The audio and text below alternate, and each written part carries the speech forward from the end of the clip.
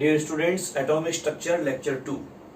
Last class के अंदर अपन ने कैथोड रेज की डिस्कवरी के बारे में बात करना स्टार्ट किया था। विलियम क्रुक्स ने डिस्चार्ज ट्यूब एक्सपेरिमेंट, और विलियम क्रुक्स से पहले भी ये डिस्चार्ज ट्यूब एक्सपेरिमेंट कई साइंटिस्ट ने करवा रखा था। विसर्जन नली का प्रयोग, जिसको अपन वैक्यूम ट्यूब एक्सपेरिमेंट भी कहते हैं, वैक्यूम ट्यूब एक्सपेरिमेंट भी बोला जाता है, निर्वात नली का प्रयोग भी।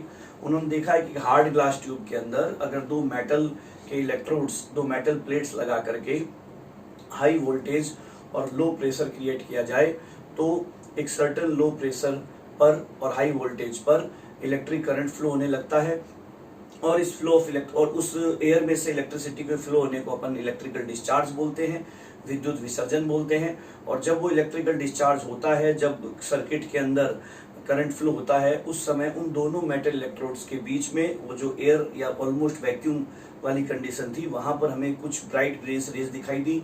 उन ब्राइट ग्रीनिश रेज के रास्ते में ऑब्स्टेकल रखने पर उसकी शैडो एनोड की तरफ बनी। इट मीन्स वो कैथोड से आ रही है वो रेज, और उनको नाम दे दिया गया कैथोड रेज।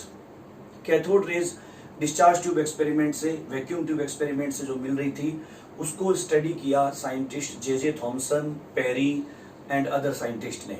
इन लोगों ने कैथोड रेज पर खूब स्टडी की और स्टडी करके कुछ कंक्लूजन निकाले। मेनली जे थॉमसन ने स्टडी किया था, और ये जो ज्यादातर कंक्लूजन है वो जे थॉमसन के द्वारा निकाले गए थे।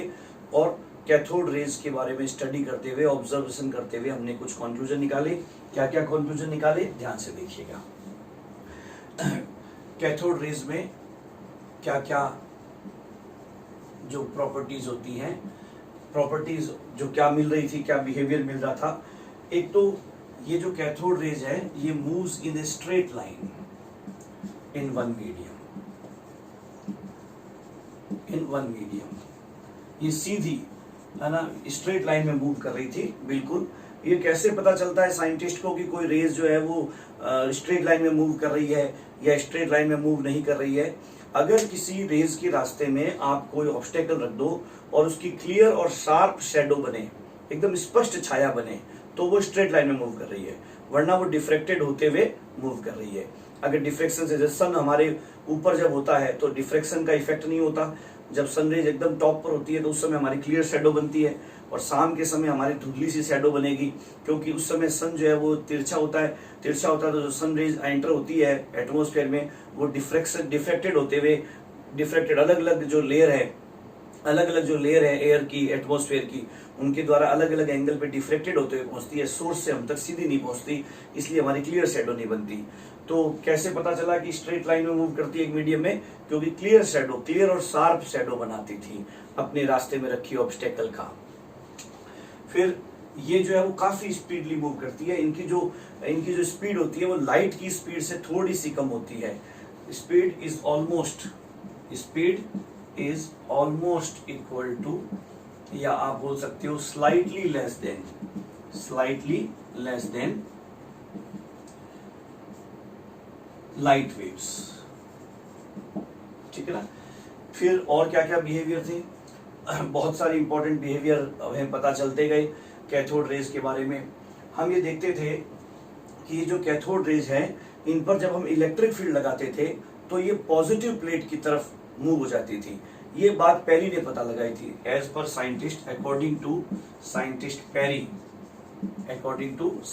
Peri, these rays move towards positive plate in electric field. ये इलेक्ट्रिक फील्ड के अंदर जो है, विद्युत क्षेत्र के अंदर जो है, hence these are negatively charged. ये जो है ना, ये न्यूट्रल रेज नहीं है, ये इलेक्ट्रोमैग्नेटिक वेव्स की तरह है। जितने भी इलेक्ट्रोमैग्नेटिक वेव्स है, चाहे वो रेडियो वेव्स हो, चाहे वो यूवी रेज हो, चाहे वो विजिबल रेज हो, वो सब की सब क्या होती है कि न्यूट्रल होती है, जबकि ये नेगेटिवली चार्ज्ड है। तो जब ये पता चला, और ये बात साइंटिस्ट पेरी ने पता लगाई कि विद्युत क्षेत्र में ये धनावेशित प्लेट की तरफ मुड़ जाती है, उन्होंने उसको जो कैथोड रे ट्यूब थी, वो जो डिस्चार्ज ट्यूब एक्सपेरिमेंट था, उसमें जो डिस्चार्ज ट्यूब थी, वैक्यूम ट्यूब थी, उसके चारों तरफ इलेक्ट्रिक फील्ड लगा दिया। मान लीजिए मेरा हाथ जो है पॉजिटिव प्लेट है, तो सारी की सारी कैथोड रे स्ट्रेट लाइन में मूव नहीं करके पॉजिटिव प्लेट की तरफ मुड़ गई। इसका मतलब, और पॉजिटिव मुड़ करके ट्यूब की जो वॉल है उससे टकराने लगी, तो पॉजिटिवली चार्ज, नेगेटिवली चार्ज है। जब ये बात पता चली कि ये नेगेटिवली चार्ज है, तो थॉमसन के दिमाग में आया कि चार्ज तो जो है वो मैटर पार्टिकल पर ही होता है, कभी केवल रेज पर तो कोई चार्ज होता नहीं, वेव्स पर तो, वेव्स तो ओवरऑल इलेक्ट्रिकल न्यूट्रल होगी, तो हो सकता है कि ये मास पार्टिकल्स की बनी हो। और उन्होंने जो है वो इनके पाथवे में एक लाइट पिन पैडल रखा, और लाइट पिन पैडल रखने पर जो है वो पैडल घूमने लगा। यानी इन रेज में मैकेनिकल वर्क करने की कैपेसिटी है, और मैकेनिकल वर्क बच्चों वही कर सकता है जिसमें मास हो, यानी ये मास पार्टिकल्स की बनी है। थॉमसन ने ये बात पता लगाई। When Thomson placed a light pin paddle in the pathway of these rays,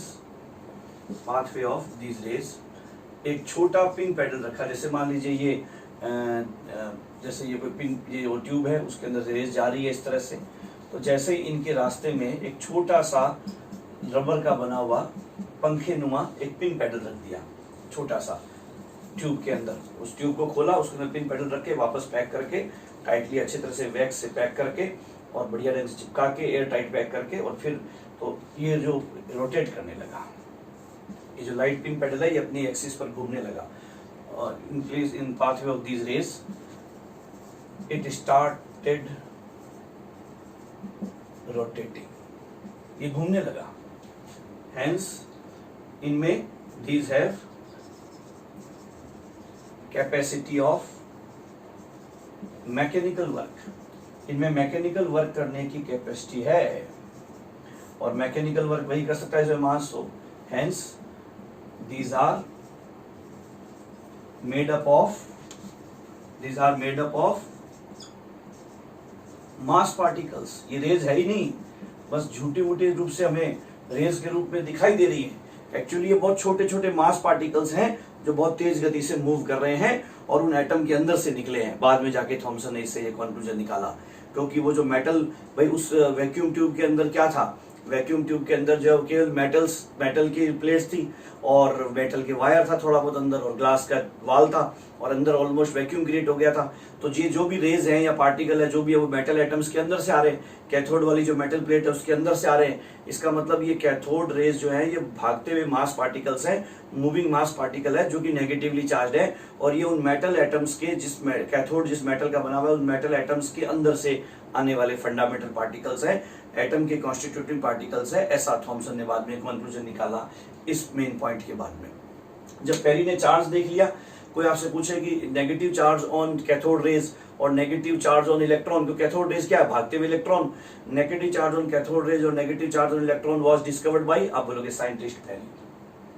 Cathode rays are constructed by mass particles. These are made up of mass particles. These are not rays. These are actually mass particles moving with very high speed. ये द्रव्य कण है जो कि बहुत तेज गति से, छोटे छोटे सूक्ष्म द्रव्य कण है जो कि बहुत तेज गति से भाग रहे हैं। ये बात सबसे पहले किसने पता लगाई थी, थॉमसन ने। तो इस तरह से ये छोटी छोटी बातें। और अगला पॉइंट आप ध्यान रखना, नेक्स्ट और क्या क्या बातें पता लगी। ये बहुत इंपॉर्टेंट डिस्कवरी थी थॉमसन की, जिसके बेस पर थॉमसन ने आगे की बातें बताई। ये जो कैथोड रेज होती हैं ये जब तेजी से जाकर के दीवार पर टकराती हैं, एनोड को पार करती हुई, कुछ एनोड से अंदर घुस जाती है, कुछ एनोड से आगे जाकर के जब सामने वाली वाल पर टकराती हैं हार्ड ग्लास ट्यूब के, तो एक फ्लोरेसेंस पैदा करती है, एक चमक पैदा करती है। these rays produce fluorescence by striking with wall of discharge tube। हाँ, जहां से सुनते चले देखते चले, नोट्स आपको पूरे complete English medium Hindi medium में अलग से मिल ही रहे हैं, मिलेंगे, और उसको आप देखते रहिएगा। थोड़ा बहुत आप क्लासरूम रजिस्टर लेकर के बैठा करो और उस क्लासरूम रजिस्टर के अंदर थोड़ा थोड़ा नोट करते रहा करो, जितना आराम से नोट कर पाते हो। जो मैथमेटिकल बातें हैं, डेरिवेशंस हैं, न्यूमेरिकल्स हैं, CRQs हैं, वो तो हमेशा साथ साथ में करते हैं। थ्योरी भी जितनी उतार सको उतनी बढ़िया बात है, लेकिन समझने पे ज़्यादा ध्यान देना है। तो फ्लोरेसेंस पैदा करती हैं, चमक पैदा करती हैं दीवार की नलिका की, निसर्जन नलिका की दीवार से टकरा करके। These raise effects photographic plate, ये फोटोग्राफिक प्लेट को इफेक्ट कर देती है। जैसे फोटोग्राफिक प्लेट जो है उसके ऊपर कोई विजिबल रेज गिरे तो भी वो एक्सपोज हो जाएगी, वो जो है ना उद्भासित हो जाएगी। उसी तरह से ये भी इनसे भी टकरा करके फोटोग्राफिक प्लेट इफेक्टेड हो जाती है। नेक्स्ट, और क्या क्या प्रॉपर्टीज थी? एक बहुत ही इंपॉर्टेंट प्रॉपर्टी जो फिजिक्स में भी आपको डिटेल में पढ़ाई जाएगी। These raise produces X-rays, produce X-rays by when striked on metal of high melting point like tungsten, platinum, etc. अगर आप इन कैथोड रेज को, जैसे मान लीजिए टंगस्टन है ना, टंगस्टन का सिंबल होता है W, टंगस्टन मेटल है, बहुत हाई मेल्टिंग पॉइंट वाला मेटल है। इस पर अगर आप इलेक्ट्रॉन्स कैथोड रेज को गिराओगे, ये कैथोड रेज गिरी और यहाँ से स्ट्राइक होकर के ये मूव हो गई, तो जैसे ही कैथोड रेज, या कैथोड रेज एक्चुअली है क्या, इलेक्ट्रॉन से भागते हुए हाई एनर्जी वाले इलेक्ट्रॉन्स है, हाई काइनेटिक एनर्जी वाले इलेक्ट्रॉन्स, जब वो टकराते हैं तो यहाँ टकराने के बाद इनकी थोड़ी सी एनर्जी में कमी आती है। जितनी एनर्जी यहाँ थी उतनी नहीं रहती, और जितनी एनर्जी में कमी आती है उतनी एक्स रेज के रूप में कन्वर्ट हो जाती है और एक्स रेज प्रोड्यूस होती है। ये आप एक्स रे चैप्टर जब पढ़ोगे फिजिक्स के अंदर तो वहाँ आपको बताया जाएगा। तो ये भी एक इम्पॉर्टेंट प्रॉपर्टी है। हाई मेल्टिंग पॉइंट वाली जो मेटल की थिक वॉल है उसमें से पास आउट नहीं हो पाती, वहाँ से रिफ्लेक्ट होती है, और जो काइनेटिक एनर्जी में कमी आती है उतनी एनर्जी डिफरेंस के बराबर एनर्जी वाली रेज बन जाती है, और वो रेज होती है X rays. These rays pass through thin metal foil. Thin metal foil में से पतली धातु की जो पन्नी है, लोहे की, तांबे की, एल्यूमिनियम की, जिंक की पतली पन्नी ले लो, थिन फॉयल ले लो, तो उसमें से रेज पार निकल जाएगी। These rays pass through thin metal foil, है ना, छोटी सी मेटल फॉयल है मान लीजिए, तो कैथोड रेज उसमें से पार निकल जाएगी। पतली थिन होना चाहिए। इस तरह अगर टंगस्टन जैसा हाई मेल्टिंग पॉइंट है, मोटा लेयर है, तो उसको पार नहीं करेगा, उससे तो रिफ्लेक्ट होगा। लेकिन थिन मेटल फॉयल की लेयर में से कॉपर, एल्यूमिनियम की जो लेयर है, जैसे कॉपर फॉयल आती है, एल्यूमिनियम फॉयल आती है, अपन डेली लाइफ में देखते हैं, उन एल्यूमिनियम फॉयल में से पार हो जाती है। अगर ये इन सब बातों से पता चला कि ये इलेक्ट्रोमैग्नेटिक वेव्स नहीं है, ये लाइट वेव की तरह नहीं है। लाइट वेव होता तो मेटल फॉयल में से पास आउट नहीं हो पाता। लाइट का वेव होता, लाइट जैसा इलेक्ट्रोमैग्नेटिक वेव होता तो वापस आ जाता, रिफ्लेक्ट हो जाता। तो इसका मतलब ये सब बातों से ये साबित हो रहा था कि इनमें कुछ न कुछ, ये सारी बिहेवियर जो कैथोड रेज दिखा रही हैं, ये नॉर्मल इलेक्ट्रोमैग्नेटिक वेव के बिहेवियर नहीं है, लाइट वेव के बिहेवियर नहीं है। हाँ, फोटोग्राफिक प्लेट को इफेक्ट कर रहा है, ये लाइट वेव की तरह बिहेवियर है, लेकिन ये मेटल फॉयल में से पास आउट हो रहा है। टंगस्टन जैसे हाई मेल्टिंग पॉइंट वाली मेटल पर स्ट्राइक करने पर एक्स रेज प्रोड्यूस कर रहा है। ये सब normal electromagnetic waves, light waves के बिहेवियर नहीं है। शुरू में कैथोड रेज को गलतफहमी से लाइट वेव की तरह की वेव माना गया, बाद में पता चला इन एक्सपेरिमेंट से कि these are not electromagnetic waves, light waves. ये लाइट की तरह, विजिबल रेज की तरह, इलेक्ट्रोमैग्नेटिक वेव्स की तरह की वेव्स नहीं है, ये मास पार्टिकल है। बाद में कंक्लूजन निकाला। These rays pass through thin metal foil. These rays ionize gas when passed through them. अगर ये किसी गैस चैम्बर में से पास आउट की जाए, जैसे मान लीजिए कोई गैस चैम्बर है जिसके अंदर कोई पर्टिकुलर गैस भरी हुई है, मान लीजिए कोई भी गैस भर देता हूँ मैं, मान लो मैं मर्क्यूरी की वेपर भर देता हूँ, Hg वेपर भर देता हूँ, और एनी गैस भर देता हूँ, है ना, और अगर इसमें से मैं कैथोड रेज पास आउट करता हूँ, तो जैसे ही कैथोड रेज इनमें से गुजरती है, ये गुजरने के बाद ये गैस जो होती है वो आयनाइज हो जाती है। इसके कुछ एटम्स, इसके बहुत सारे सैकड़ों, हजारों, लाखों एटम्स जो हैं, इसके अंदर billions of billions, trillions of trillion atom है, उनमें से बहुत सारे एटम्स जो हैं वो आयनाइज हो जाते हैं, वो जो है जैसे ये उसमें से पास आउट होती है ये चार्ज लेते हैं। इसका बाद में जाके रीजन पता चला कि ये खुद भागते हुए इलेक्ट्रॉन है। जब ये उन एटम में से गुजर रहे थे तो उन एटम्स के से इलेक्ट्रॉनों से टकरा के कुछ इलेक्ट्रॉनों को अपने साथ ले गए। तो जब ये कैथोड रेज रूपी इलेक्ट्रॉन इस गैस के एटम्स में से मॉलिक्यूल्स में से टकराते हुए निकलते हैं तो उनके कुछ इलेक्ट्रॉनों को अपने साथ ले जाते हैं। यहाँ जितनी कैथोड रेज है उससे ज्यादा कैथोड रे मिलती है क्योंकि वो भागते हुए इलेक्ट्रॉन ही है, तो ज्यादा बढ़ जाते हैं यहाँ पर इंटेंसिटी, और बची हुई गैस जो है वो आयनाइज हो जाती है क्योंकि उसमें से इलेक्ट्रॉन भाग गया एक, या पर एटम मान लीजिए एक इलेक्ट्रॉन भाग गया। अच्छा, सारे एटम में से जरूरी नहीं भागे, सारे मॉलिक्यूल में से मान लीजिए 50% मॉलिक्यूल में से भी एक इलेक्ट्रॉन भाग गया, 50% एटम में से भी एक इलेक्ट्रॉन भाग गया, तो वो 50% एटम जो है +1 आयन में कन्वर्ट हो जाएंगे और पूरी गैस ओवरऑल हमें चार्ज दिखाई देगी, आयनाइज्ड हो जाएगी। तो जब गैसों में से गुजरवाई जाता है इन किरणों को तो ये किरणें उन्हें आयनित कर देती है, तो इन सब बातों से ये सारी बातें जो इनमें आयनाइजेशन पावर होती है, गैसों को आयनीकृत करने की क्षमता होती है, मेटल फॉइल में से पास आउट हो जाती हैं। इन सब बातों से थॉमसन ने ये कंक्लूजन निकाला, by these points Thomson concluded that, और ये थॉमसन ने कंक्लूजन निकाला 1897 के अंदर, काफी लेट। 1879 में विलियम क्रूक्स ने कैथोड रेज की डिस्कवरी की, 1886 तक वो खुद उस पर एक्सपेरिमेंट करते रहे, फिर और भी बहुत सारी चीजों को उन्होंने पता लगाया कि, और उसके बाद 1897 में ये बात डिक्लेयर की, concluded that cathode rays are, ये जो कैथोड रेज हैं ये cathode rays are actually negatively charged mass particles moving with very high speed,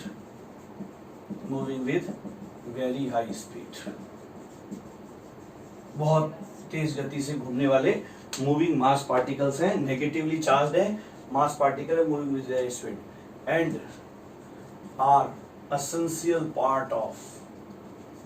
essential part of every atom, and named these essential part of every atom माने fundamental particle, and named these particle as electron नाम भी उन्होंने दे दिया। कहा कि ये जो cathode raise है ये एटम के पार्टिकल है, कॉन्स्टिट्यूटिव पार्टिकल्स हैं, घटक कण हैं, जो है वो एटम उनसे बने होते हैं। एटम न्यूट्रल है लेकिन एटम के अंदर एक नेगेटिव पार्ट है इलेक्ट्रॉन, और कोई पॉजिटिव पार्ट भी होगा अगर नेगेटिव, न्यूट्रल चीज के अंदर अगर कोई नेगेटिव पार्ट है तो कोई ना कोई पॉजिटिव पार्ट भी होगा, तो वो पॉजिटिव पार्ट भी बाद में खोजा गया, अभी फिलहाल पहले नेगेटिव पार्ट की खोज हुई इलेक्ट्रॉन के रूप में। और जब लोगों ने पूछा कि फिर ये हो क्या रहा है, इस तरह से ये कैथोड रेज क्यों जनरेट हो रही है, तो उन्होंने बोला कि देखिए ऐसा है, जैसे ये मेटल एटम थी डिस्चार्ज ट्यूब एक्सपेरिमेंट के अंदर, ये एटम से बनी हुई थी मेटल प्लेट जो भी कैथोड की थी, और दूसरी वाली मेटल प्लेट ये रही सामने। जब हमने इनके बीच में बहुत जबरदस्त हाई वोल्टेज लगाया तो वोल्टेज लगाने पर इस एटम के अंदर जो है ना पॉजिटिव पार्ट भी है और नेगेटिवली पार्ट इलेक्ट्रॉन भी है। तो जैसे हम इलेक्ट्रिक फील्ड लगाते हैं, हमने ये नेगेटिव प्लेट बना दी, ये पॉजिटिव प्लेट बना दी, तो क्या हुआ कि ये जो एटम के अंदर जो इलेक्ट्रॉन था और ये जो पॉजिटिव पार्ट था बचा हुआ, तो इलेक्ट्रॉन को इस तरफ फोर्स लग रहा था। तो जब हमने वोल्टेज बढ़ाया खूब वोल्टेज बढ़ाया, तो वहां में से इसमें से इलेक्ट्रॉन निकल करके बाहर आने लगे। वो जो इलेक्ट्रॉन है वो कैथोड रेज के रूप में बाहर आने लगे, और फिर बीच में इनको थोड़े बहुत बीच वाले एयर के पार्टिकल भी मिले, चाहे वो एटम हो चाहे वो मॉलिक्यूल हो। तो फिर वो क्या करते थे, वो इलेक्ट्रॉन जब उन एटम में से टकराते थे तो उनके भी इलेक्ट्रॉनों को थोड़ा थोड़ा साथ में ले लेते थे। मेनली तो यहाँ से आते थे, साथ साथ में इनके इलेक्ट्रॉनों को भी फिर साथ में ले लेते थे, और ये भागते हुए पॉजिटिव प्लेट की तरफ भागते हुए इलेक्ट्रॉन जो है हमें कैथोड रेज के रूप में नजर आ रहे हैं। ऐसा थॉमसन ने बोला कि जो एटम है इसके अंदर नेगेटिव पार्ट होता है और पॉजिटिव पार्ट भी होता है। पॉजिटिव पार्ट बाद में डिस्कवर हुआ, जो हम थॉमसन मॉडल में पूरा देखेंगे कि पहले डिस्कवर कैसे हुआ, बाद में थॉमसन मॉडल देखेंगे। और इस तरह डिस्चार्ज ट्यूब एक्सपेरिमेंट को समझाते हुए थॉमसन ने ये माना कि ये इलेक्ट्रॉन्स जो है ये इलेक्ट्रॉन्स हैं, एटम के इलेक्ट्रॉन्स हैं जो कि कैथोड रेज के रूप में भागते हुए हमें नजर आ रहे हैं। टर्म इलेक्ट्रॉन, एक बात याद रखना, term electron was coined by Stoney, scientist Stoney, for the micro negative hypothetical units of electricity in physics। Scientist stony ने इलेक्ट्रिसिटी के बारे में तो हमें 15-16 सेंचुरी से मालूम था। इलेक्ट्रिसिटी की कुछ हम ये मानने लगे थे फिजिक्स के अंदर कि इलेक्ट्रिसिटी जो है वो दो टाइप की होती है, पॉजिटिव और नेगेटिव। और साइंटिस्ट स्टोनी ने इमेजिनेशन किया था, हाइपोथेसिस दी थी कि ये चाहे पॉजिटिव चार्ज हो चाहे नेगेटिव चार्ज हो, ये छोटे छोटे यूनिट्स के बने हुए हैं। इलेक्ट्रिसिटी जो है, चार्ज जो है वो छोटी छोटी यूनिट्स का बना हुआ है। और वो जो नेगेटिव चार्ज है, नेगेटिव इलेक्ट्रिसिटी है, वो जिन छोटी छोटी यूनिट्स की बनी हुई है उनको नाम दे रखा था स्टोनी ने इलेक्ट्रिकल साइंस में, फिजिक्स में, इलेक्ट्रॉन। तो वर्ड इलेक्ट्रॉन थॉमसन के दिमाग की उपज नहीं थी, वहां उन्होंने इलेक्ट्रॉन वर्ड दे रखा था। थॉमसन भी फिजिक्स के साइंटिस्ट थे। तो इन्होंने जब इन कैथोड रेज के जो है वो पार्टिकल्स की बनी हुई है, इन पार्टिकल्स को देखा जो कि एटम से भी छोटे हैं, जो एटम के पार्ट हैं जिनसे मिलकर एटम बनता है ना, ये पार्टिकल तथा कुछ और पार्टिकल से मिलकर एटम बनता है। ये सब बातें जब थॉमसन बना रहे थे, दिमाग में आ रहे थे उनके, तो उन्होंने कहा कि यार इन पार्टिकल का नाम क्या रखूं। तो उनके दिमाग में वो स्टोनी का वर्ड आया, इलेक्ट्रॉन, कि माइक्रो छोटी छोटी यूनिट्स ऑफ इलेक्ट्रिसिटी, इलेक्ट्रॉन, जो स्टोनी ने इलेक्ट्रिकल साइंस में मान रखे थे, ये नाम इनके लिए अप्रोप्रिएट है। तो इन्होंने वहां से स्टोनी की डिक्शनरी से नाम यूज किया और स्टोनी से ये वर्ड लेते हुए और उन्होंने कह दिया कि इन पार्टिकल्स को भी हम इलेक्ट्रॉन बोलेंगे। और हो सकता है ये वही micro units of, micro hypothetical imaginary units of electricity जो मान रहे स्टोनी, ये वही हो इलेक्ट्रॉन। तो इस तरह से उन्होंने इलेक्ट्रॉन वर्ड वहां से चुना। तो इलेक्ट्रॉन वर्ड को देने वाले कौन थे साइंस में? स्टोनी। लेकिन इन पार्टिकल्स को, कैथोड रेज पार्टिकल्स की बनी है और इन कॉन्स्टिट्यूटिव पार्टिकल ऑफ एटम को इलेक्ट्रॉन नाम देने वाले, particle electron was discovered by Thomson, the name electron was discovered by Stoney, was given by Stoney. तो इस तरह से जो है वो स्टोनी ने बोला। फिर और आगे बढ़े थॉमसन ने खूब एक्सपेरिमेंट किया कैथोड रेज पर।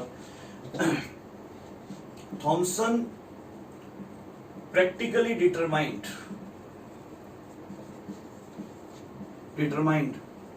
चार्ज बाय मास, जिसको हम बोलते हैं specific charge of these rays, है ना। चार्ज बाय मास और आवेश बटा द्रव्यमान, या specific charge of these raise, विशिष्ट आवेश हिंदी में बोलेंगे। प्रयोग द्वारा विशिष्ट आवेश, आवेश बटा द्रव्यमान, आवेश व द्रव्यमान का अनुपात ज्ञात किया, प्रैक्टिकल ऑफ दीज रेज। और उन्होंने पाया, उन्होंने कहा देखो मैं, इनमें चार्ज भी है, इनमें मास भी है, मैं आपको केवल इनका चार्ज, ये जो कैथोड रेज बोल दो चाहे भागते हुए इलेक्ट्रॉन बोल दो, इनका केवल चार्ज मैं आपको नहीं बता पाऊंगा, इनका केवल मास नहीं बता पाऊंगा। लेकिन मैंने एक एक्सपेरिमेंट किया है और उस एक्सपेरिमेंट को बोला गया था spectro by his of these raise, by his famous spectroscope experiment. ये जो स्पेक्ट्रोस्कोप एक्सपेरिमेंट है ना, ये आप लोग फिजिक्स में पूरा डिटेल में पढ़ते हो। स्पेक्ट्रोस्कोप, इसके अंदर क्या होता है कि इस तरह से एक बड़ी सी डिस्चार्ज ट्यूब ली थी उन्होंने और यहाँ पर मेटल प्लेट लगा दी, यहाँ जो है वो एनोड लगा दिया और इलेक्ट्रिक फील्ड लगा दिया और यहाँ से कैथोड रेज को जनरेट करवाया और जनरेट करवा के इसके चारों तरफ इलेक्ट्रिक फील्ड और मैग्नेटिक फील्ड लगाया। मैग्नेटिक फील्ड लगाने से, इलेक्ट्रिक फील्ड लगाने से डिफ्लेक्ट हुई पॉजिटिव प्लेट की तरफ, मैग्नेटिक फील्ड से भी डिफ्लेक्ट हुई, मैग्नेटिक फील्ड से भी डिफ्लेक्ट हुई। ये बात एक वहां पर लिख लेना कि कैथोड रेज जो है, ये बात वहां पर एक पॉइंट छूट गया था कि कैथोड रेज जो है वो इलेक्ट्रिक फील्ड से जैसे डिफ्लेक्टेड होती है, विचलित हो जाती है अपने पथ से, उसी प्रकार मैग्नेटिक फील्ड से भी डिफ्लेक्ट हो जाती है। मैग्नेटिक फील्ड से भी डिफ्लेक्ट हो जाती है। अगर मान लीजिए कैथोड रेज यूं जा रही है डिस्चार्ज ट्यूब के अंदर और हम डिस्चार्ज ट्यूब के चारों तरफ एक मैग्नेटिक फील्ड लगा दें, यहाँ नॉर्थ पोल या साउथ पोल लगा दें, नॉर्थ पोल साउथ पोल लगा दें, तो जो कैथोड रेज है वो मूव करने के बाद में नॉर्थ पोल या साउथ पोल की तरफ नहीं मुड़ेगी, सीधी भी नहीं जाएगी, वो इधर या इधर मुड़ जाएगी। किस तरफ मुड़ जाएंगे, क्योंकि जब जब ये इलेक्ट्रॉन मूव करते हुए भागते हैं तो थोड़ा बहुत आपने लोअर क्लासेस में पढ़ रखा होगा और आगे पूरा डिटेल में पढ़ोगे 12th के अंदर मैग्नेटिज्म में, कि जब चार्ज मूव करता है और कैथोड रेज क्या है, भागते हुए इलेक्ट्रॉन भाग रहा है, तो इलेक्ट्रॉन चार्ज पार्टिकल है, वो मूव कर रहा है, तो मूव करते हुआ चार्ज खुद मैग्नेटिक फील्ड बनाता है अपना, तो इसका खुद का अपना मैग्नेटिक फील्ड बनता है। और एक मैग्नेटिक फील्ड आपने मैग्नेट का बना रखा है नॉर्थ साउथ, तो दो मैग्नेटिक फील्ड हमेशा एक दूसरे से इंटरेक्ट करेंगे, दो मैग्नेट हमेशा एक दूसरे से इंटरेक्ट करेगी, और भागता हुआ इलेक्ट्रॉन भी एक मैग्नेट है और ये भी एक मैग्नेटिक फील्ड आपने लगा दिया। ये नॉर्थ पोल है किसी मैग्नेट का, ये किसी दूसरी मैग्नेट का साउथ पोल है, ट्यूब के बाहर ही रखी हुई आपने, जो मैग्नेट है वो ट्यूब के अंदर नहीं है, बाहर रखी हुई है, बाहर रखे हुए भी अपना काम कर लेगी वो। और भागता हुआ इलेक्ट्रॉन जब उस मैग्नेटिक फील्ड में घुसता है तो इसका मैग्नेटिक फील्ड और इसका मैग्नेटिक फील्ड आपस में इंटरेक्शन करता है, और इंटरेक्शन करके जो आप आगे जाकर के लॉज पढ़ोगे राइट हैंड रूल, और इनसे आपको पता चल जाएगा किस तरफ फोर्स लगेगा भागते हुए इलेक्ट्रॉन पर। भागते हुए इलेक्ट्रॉन यूं भाग रहे हैं और मैग्नेटिक फील्ड यूं है, तो इन पर या तो इधर फोर्स लगेगा या इधर फोर्स लगेगा, है ना। रूल से निकालते हैं उसको, राइट हैंड रूल बोलते हैं, है ना। फ्लेमिंग्स लेफ्ट हैंड रूल इस तरह से आते हैं, वो आगे जाके पढ़ोगे आप उसमें। अभी फिलहाल मैं आपको ट्रिक्स बताता हूँ कि मैग्नेटिक फील्ड अगर यूं है और इलेक्ट्रॉन अगर यूं मूव कर रहा है, इलेक्ट्रॉन नेगेटिवली चार्ज पार्टिकल है, अगर देखो नॉर्थ पोल ऊपर है साउथ पोल नीचे है, तो मैग्नेटिक फील्ड नीचे, मैग्नेटिक फील्ड की डायरेक्शन होती है north pole to south pole. अगर नॉर्थ नीचे होता साउथ ऊपर होता तो मैग्नेटिक फील्ड यूं होता। अभी नॉर्थ ऊपर माना साउथ नीचे माना तो मैग्नेटिक फील्ड यूं है, और थंब जो है वो मूविंग चार्ज पार्टिकल की डायरेक्शन में रखना है, तो ये यूं कैथोड रेज इधर से इधर जा रही है मान लीजिए, और नॉर्थ पोल ऊपर है एक मैग्नेट का और दूसरी मैग्नेट का साउथ पोल नीचे है, तो दोनों मैग्नेट के बीच में मैग्नेटिक फील्ड की डायरेक्शन वर्टिकली डाउनवर्ड्स है, नॉट तो वर्टिकली डाउनवर्ड्स ये इलेक्ट्रॉन के मूवमेंट की डायरेक्शन। तो अगर जो मूव करने वाला पार्टिकल है वो पॉजिटिवली चार्ज है तो फोर्स लगेगा हथेली की डायरेक्शन में, यानी मेरी तरफ, और अगर वो नेगेटिवली चार्ज पार्टिकल है, पॉजिटिव चार्ज पार्टिकल है तो हथेली की दिशा में डायरेक्शन में, और अगर नेगेटिवली चार्ज पार्टिकल है तो हथेली की अपोजिट डायरेक्शन में, यानी आपकी तरफ। तो इलेक्ट्रॉन क्या है, नेगेटिवली चार्ज पार्टिकल है, यूं मूव कर रहे हैं, इधर मैंने कैथोड माना इधर एनोड माना है, और नॉर्थ पोल ऊपर माना साउथ पोल नीचे माना, तो मैग्नेटिक फील्ड यूं है, तो यूं मूव करेंगे, राइट हैंड है मेरा ये, और इलेक्ट्रॉन नेगेटिव चार्ज पार्टिकल इसलिए आपकी तरफ फोर्स लगेगा। तो जैसे ही कैथोड रेज यूं एंटर होगी इस नॉर्थ पोल साउथ पोल वाले मैग्नेटिक फील्ड के अंदर, नॉर्थ ऊपर है साउथ नीचे है, तो वो मूव करते हुए आपकी तरफ मुड़ जाएंगी, ना नॉर्थ की तरफ मुड़ेंगी ना साउथ की तरफ मुड़ेगी, ना सीधी जाएंगी एनोड की तरफ, वो आपकी तरफ मुड़ जाएंगी। तो इस तरह से ये मैग्नेटिक फील्ड में भी डिफ्लेक्ट होती थी, और मैग्नेटिक फील्ड में जो इनकी डिफ्लेक्शन की डायरेक्शन है उससे भी यही कंक्लूजन निकलता था कि ये पॉजिटिवली चार्ज्ड हैं, सॉरी नेगेटिवली चार्ज्ड हैं। तो इन सब बातों से, इलेक्ट्रिक फील्ड में डिफ्लेक्शन से तो चार्ज का पता चल गया, मास पार्टिकल्स की बनी है मालूम चल गया। तो थॉमसन ने क्या किया कि इनको इस तरह से इलेक्ट्रिक फील्ड, पर्टिकुलर इंटेंसिटी वाला इलेक्ट्रिक फील्ड लगा के कितनी डिफ्लेक्ट हो रही है, पर्टिकुलर इंटेंसिटी वाला मैग्नेटिक फील्ड, इलेक्ट्रिक फील्ड की भी इंटेंसिटी होती है उसको ई बोलते हैं, है ना, मैग्नेटिक फील्ड की भी इंटेंसिटी होती है उसको बी बोलते हैं। ये सब फिजिक्स में आपको पढ़ाया जाएगा। Intensity of electric field, intensity of magnetic field, उनका इंटेंसिटी का मैग्नीट्यूड पता लगा करके इनका चार्ज बाई मास रेशियो निकाल दिया इन कैथोड रेज का चार्ज बाई मास में इतना इंटेंसिटी का इलेक्ट्रिक फील्ड लगाने पर इतनी डिफ्लेक्ट होती है, इतना मैग्नेटिक फील्ड लगाने पर इतनी डिफ्लेक्ट होती है। उन सब चीजों फिजिक्स को यूज करते हुए इनका चार्ज बाई मास रेशियो, और वो चार्ज बाई मास रेशियो, ये स्पेक्ट्रोस्कोप एक्सपेरिमेंट, इसका पूरा एक्सप्लेनेशन, ये सब फिजिक्स में आपको आगे पढ़ाया जाएगा मैग्नेटिज्म के अंदर, इलेक्ट्रिक फील्ड मैग्नेटिक फील्ड पढ़ाते समय 12th के अंदर।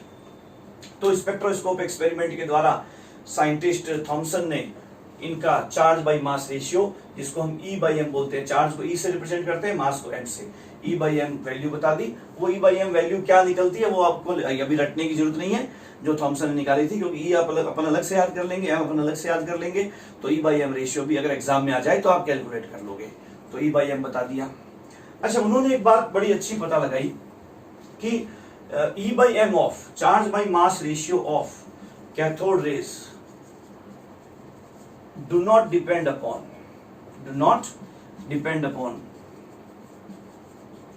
nature of metal, electrodes or nature of gas filled in the tube. Nature of gas filled in the tube। ना तो भाई चाहे आप डिस्चार्ज ट्यूब एक्सपेरिमेंट में किसी भी मेटल का इलेक्ट्रोड ले लो, है ना, किसी भी मेटल का इलेक्ट्रोड ले लो, चाहे आप गोल्ड का इलेक्ट्रोड ले लो, कैथोड ले लो। उन्होंने क्या किया थॉमसन ने, 7 साल तक वो क्या करते रहे, बार बार उन्होंने कभी मेटल, कभी कॉपर का इलेक्ट्रोड लिए, कभी एल्यूमिनियम के इलेक्ट्रोड लिए, कभी आयरन का इलेक्ट्रोड लिया, कभी गोल्ड का लिया, कभी सिल्वर का लिया, अलग अलग इलेक्ट्रोड ले लेके देखा। हर बार कैथोड रेज मिलती थी, किसी पे 18,000 वोल्ट पे मिल जाती, किसी पे 19,000 वोल्ट पे, किसी पे 20,000 वोल्ट पे, किसी पे 10⁻³ मिलीमीटर ऑफ Hg पे, किसी पे 10⁻⁴ मिलीमीटर ऑफ Hg पे। तो अलग अलग मेटल, जो जितनी अच्छी इलेक्ट्रॉन डोनर मेटल होती है वो उतना ही बहुत ज्यादा हाई वोल्टेज करने की जरूरत नहीं होती, वो जो है वो लेस वोल्टेज पर ही, लेस हाई वोल्टेज पर ही समझ लो कि वो अपना दे देती। जितना पुअर इलेक्ट्रॉन डोनर होती थी वो बहुत ज्यादा हाई वोल्टेज देने पर इलेक्ट्रॉन डोनेट करती थी, कैथोड रेज जनरेट करती थी। तो उन्होंने देखा कि हर बार कैथोड रेज मिल रही है, और उन्होंने एक बार गोल्ड का इलेक्ट्रोड लेते हुए, एक बार सिल्वर का इलेक्ट्रोड लेते हुए, एक बार कॉपर का इलेक्ट्रोड लेते हुए, बार बार जो कैथोड रेज मिल रही थी उन सबका E/m पता लगाया, पता लगाया। उन्होंने देखा सब E/m सेम आ रहे हैं, कैथोड रेज का E/m। फिर उन्होंने क्या, बीच में नॉर्मल एयर भर दी, है ना, लो प्रेशर। फिर उन्होंने नॉर्मल जो है ऑक्सीजन भर दी, फिर प्योर नाइट्रोजन भर दी, प्योर हीलियम डाल दी, प्योर हाइड्रोजन डाल दी, प्योर जो है वो CO2 ले लिया, प्योर जो है वो मर्क्यूरी की वेपर ले ली। उन्होंने बार बार अंदर जो गैस है ना, जो लो प्रेशर वाली गैस थी, जो ऑलमोस्ट वैक्यूम था वैसे तो, लेकिन फिर भी उन्होंने बार बार अंदर की एयर बदल बदल के देखा।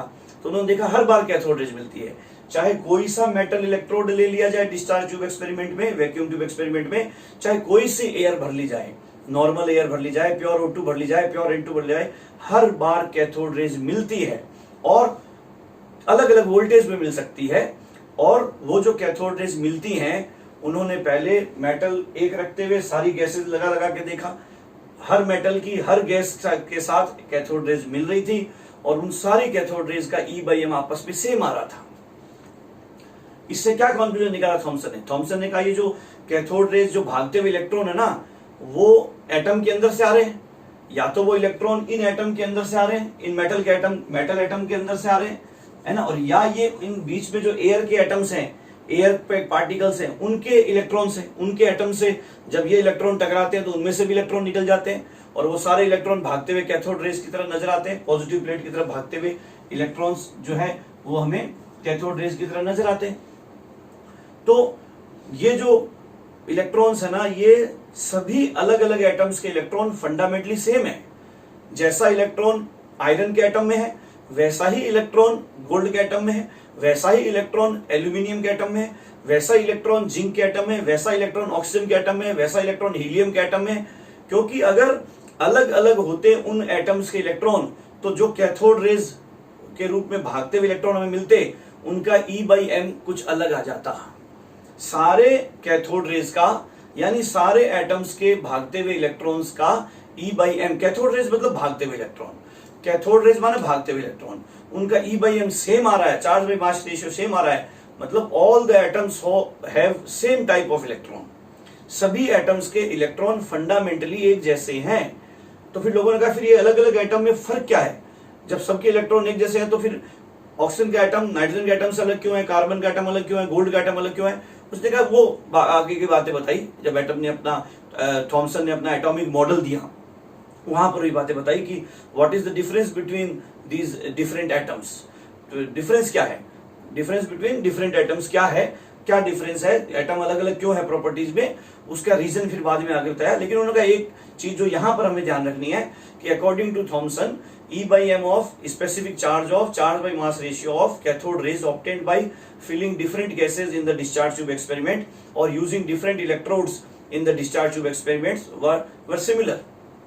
E/m was similar, है ना, similar था। इसका मतलब all the electrons of all the atoms are fundamentally same. All the different atoms of different elements have same type of electron, have same fundamental particle. उनके नंबर में difference होगा, जैसे carbon में पर एटम 6 इलेक्ट्रॉन है, जबकि nitrogen पर atom 7 electron है, ऑक्सीजन में पर एटम 8 इलेक्ट्रॉन है, जो बाद में थॉमसन ने बताया। तो इस तरह से E/m ऑफ कैथोड रेज जो है वो निकाला उन्होंने, और उन्होंने बताया कि E/m ना तो मेटल की नेचर पे डिपेंड करता है, ना ही गैस जो अंदर भरी हुई है उसकी नेचर पे डिपेंड करता है। कोई मेटल भर दो, कोई गैस ले लो, सबके लिए सेम आता है E/m, यानी सारे इलेक्ट्रॉन फंडामेंटली सेम है। अब देखिए इतनी सारी बातें देखने के बाद में अच्छा एक बात और ध्यान रखना, साइंटिस्ट R.A. मिलिकन एक और साइंटिस्ट हुए, एक्सपेरिमेंटली डिटरमाइंड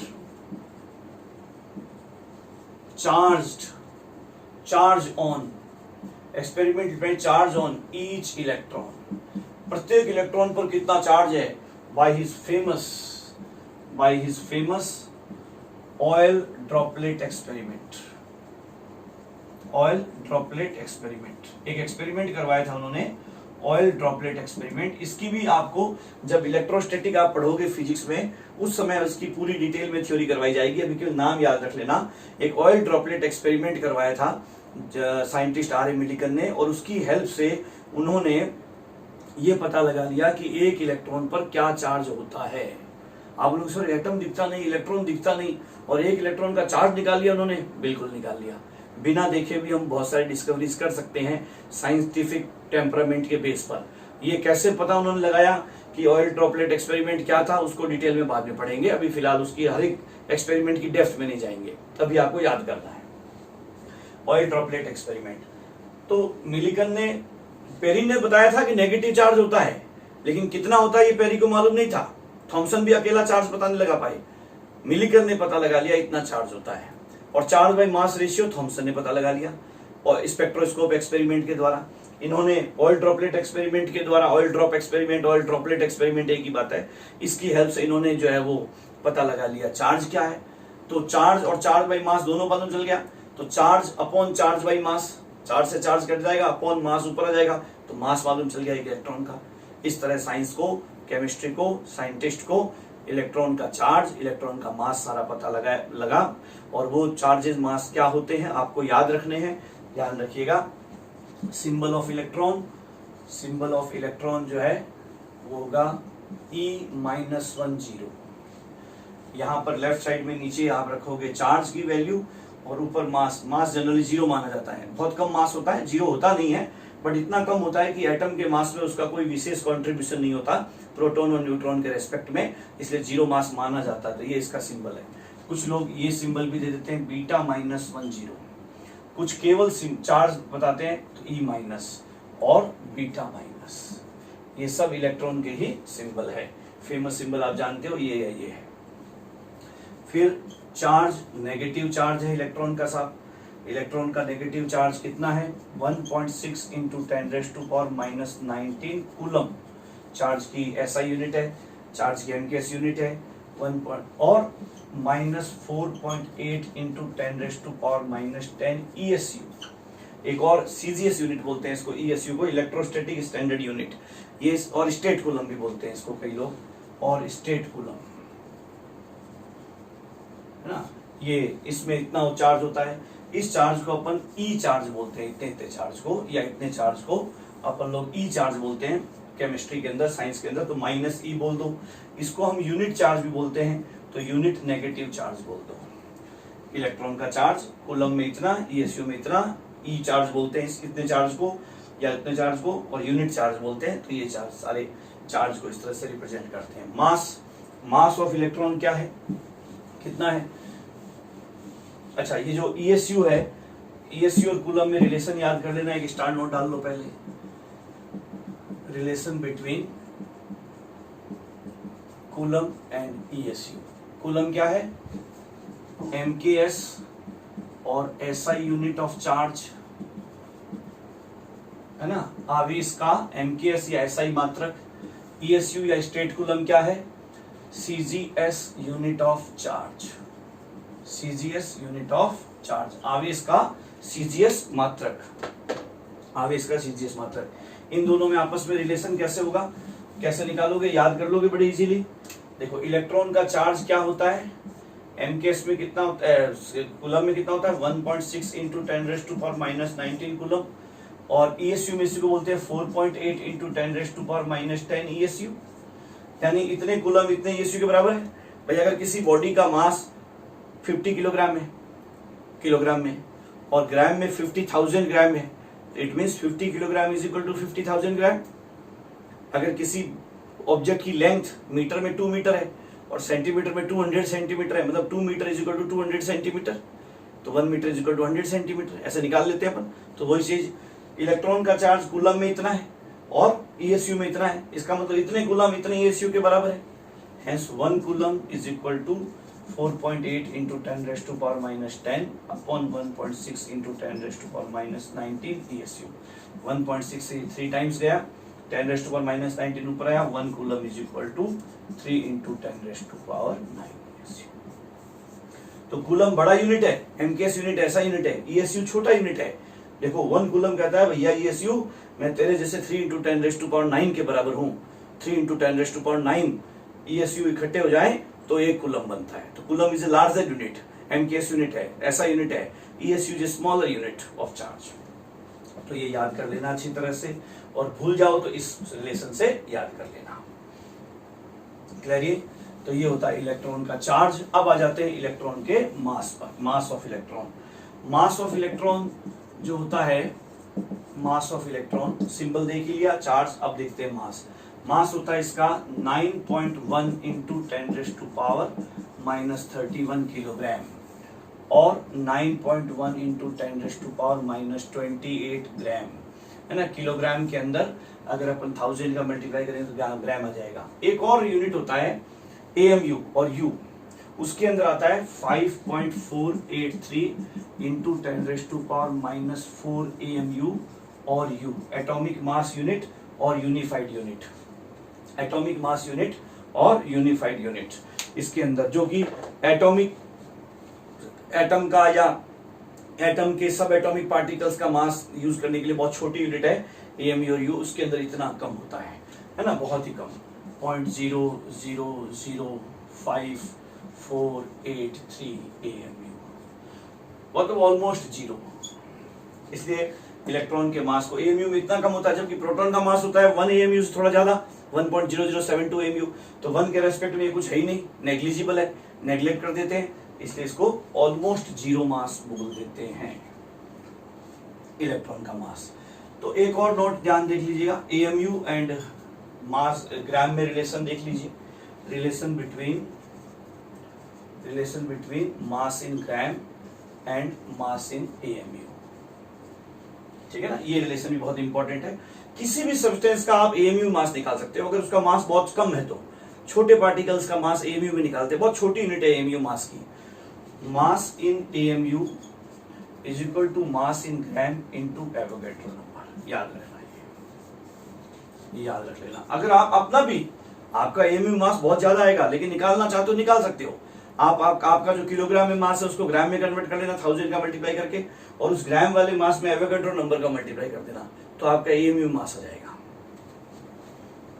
ठीक है ना। Mass in gram is equal to mass in AMU is equal to mass in gram into Avogadro number. देखो कैसे, एक क्वेश्चन लिखो, calculate mass of electron in AMU if its mass in gram is 9.1 into 10⁻⁻28 ग्राम। यदि electron का द्रव्यमान ग्राम में 9.1 into 10⁻28 ग्राम हो तो इसका मास एएमयू में ज्ञात करो। ध्यान देना, mass in AMU is equal to mass in gram into Avogadro number. 9.1 into 10⁻⁻28 gram into 6.02 into 10⁻23 AMU per gram. 6.02 unit पे ज्यादा ध्यान देने की जरूरत नहीं। 9.1 into 6.02 into 10⁻⁻5 AMU कितना जाएगा, 54.83 इंटू 10⁻⁻5 AMU और 5.483 इंटू 10⁻⁻। क्लियर इसी तरह से। तो किसी भी ऑब्जेक्ट का मास अगर आपको ग्राम में मालूम है, किलोग्राम में मालूम है, तो ग्राम में कन्वर्ट कर लो, और एवोगैड्रो नंबर का मल्टीप्लाई कर दो तो आपके पास वो मास इन एएमयू आ जाएगा। नेक्स्ट और चीज अपन देखते हैं इसके अंदर, 1 ग्राम कितने एएमयू के बराबर है, 1 एएमयू कितने ग्राम के बराबर है, CrQ2। Calculate mass in gram of 1 AMU, mass in gram of 1 AMU। भी mass in AMU is equal to mass in gram into Avogadro number. So mass in gram is equal to mass in AMU upon Avogadro number. Mass in AMU कितना रखना है अपने को, 1 AMU। 1 AMU ये कितना था, 6.02 into 10⁻23 AMU पर ग्राम। तो ये कितना जाएगा, 1/6.02 इंटू 10⁻⁻23 ग्राम। तो ये कितना जाएगा 1.602। तो इसको अपन अगर अपन इसको मल्टीप्लाई करें, यहाँ 10 ले लूँ तो यहाँ क्या जाएगा -24, यहाँ कितना जाएगा -24। तो ये आ जाएगा 1.66666 आता रहेगा, 1.67 इंटू 10⁻⁻24। यानी जिसको मैं 1 AMU मान रहा था, AMU में जो 1 AMU है वो ग्राम में कितना निकला, तो 1 AMU is equal to 1/Na gram is equal to 1/6.02 into 10⁻23 gram is equal to 1.67 into 10⁻⁻24 gram. Avogadro number होता है 6.02 इंटू 10⁻23 और 1 एवोगैड्रो नंबर होता है 1.67 इंटू 10⁻⁻24। तो ये 1 AMU। तो अगर आप AMU को सीधा ग्राम में कन्वर्ट करना चाहते हो तो इस रिलेशन से निकाल सकते हो।